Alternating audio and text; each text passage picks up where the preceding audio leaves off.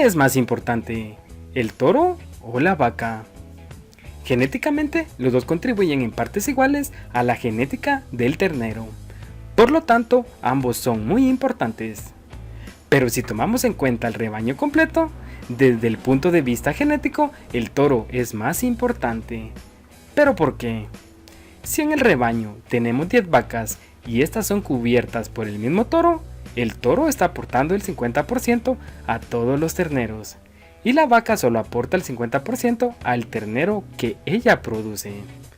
Por lo tanto, a la hora de seleccionar el toro hay que hacerlo con sumo cuidado, ya que es muy importante en la reproducción del hato ganadero. No debemos entender con esto que las vacas no son importantes, al contrario, ellas alimentan a los terneros desde el nacimiento hasta el destete e influyen directamente en el desarrollo y el crecimiento por el resto de la vida del ternero.